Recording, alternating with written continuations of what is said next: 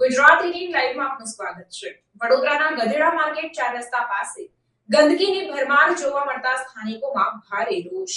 વડોદરા શહેરના mayor, chairman, municipal commissioner malaria મુક્ત ભારતની ચર્ચા કરનાર શું કિશનવાડી ગધેડા માર્કેટ રેસિડેન્ટ વિસ્તારમાં લેન્ડફિલ સાઇટથી અજાણ છે? વડોદરા શહેરમાં હાલમાં મેલેરિયાના કેસમાં વધારો આવ્યો હોય ત્યારે કિશનવાડી ગધેડા માર્કેટ 4 રસ્તા પાસે રહેઠાણ વિસ્તાર હોવા છતાં કચરા કલેક્શન માટે લેન્ડફિલ સાઇટ બનાવવામાં આવી છે। કચરામાંથી કંચન નાના નાના ભૂલકાઓ તેમજ મહિલાઓ શોધી રહી છે। સાથે આજુબાજુના રહીશો દ્વારા વારંવાર રજૂઆત કરવામાં આવી છે। જો કોઈ મેલેરિયા તેમજ અન્ય રોગોનો ભોગ બનશે તો જવાબદાર કોણ? એક બાજુ મેલેરિયા મુક્ત ભારતની વાત કરવામાં આવતી હોય સાથે આરોગ્ય તેમજ સ્વચ્છતા પાછળ કરોડો રૂપિયા વાપરવામાં આવતા હોય ત્યારે ગધેડા માર્કેટ 4 રસ્તા પાસે રહેઠાણ વિસ્તારમાં લેન્ડફિલ સાઇટ બનાવવામાં આવી છે। આ કેટલું યોગ્ય છે?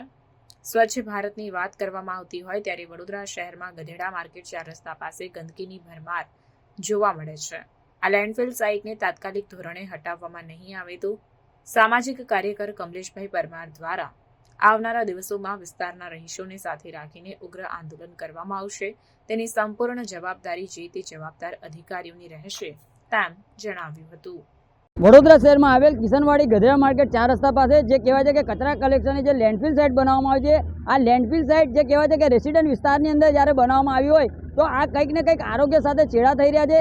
સાથે સાથે વડોદરા શહેર સાથે ભારતની વાત થતી હોય ત્યારે કહેવાય છે કે ભાઈ મેલેરિયા મુક્ત ભારત કરવામાં આવશે, પરંતુ હાલમાં તમે જોઈ શકો છો કે જે લેન્ડફિલ સાઇટ પર છે એ નાના નાના ભૂલકાઓ મહિલાઓ જે કચરો વીણી રહ્યા છે, એટલે કહેવાનો મતલબ કંઈક ને કંઈક આ કોન્ટ્રાક્ટરની બેદરકારી છે। સાથે સાથે વોર્ડના કોર્પોરેટરો, ધારાસભ્ય, અધિકારીઓ આ તમામે ધ્યાન આપવાની જરૂર છે, કારણ કે વડોદરા શહેરની અંદર મેલેરિયા, ડેન્ગ્યુ, ચિકનગુનિયા આવા તમામ રોગો હાલમાં જે પુષ્કળ પ્રમાણમાં જ્યારે વધારો થતો હોય ત્યારે ખાસ કરીને આ જે રેસિડેન્ટ વિસ્તારની અંદર જે લેન્ડફિલ સાઇટ બનાવવામાં આવે છે એને તાત્કાલિક ધોરણે ખસેડવામાં આવે, જેથી કરીને વડોદરા શહેરના જે કહેવાય છે કે નગરજનોનું હિત જળવાય તે માટે અને તાત્કાલિક ધોરણે દૂર કરવી જોઈએ તેવી અમારી ખાસ માંગણી છે।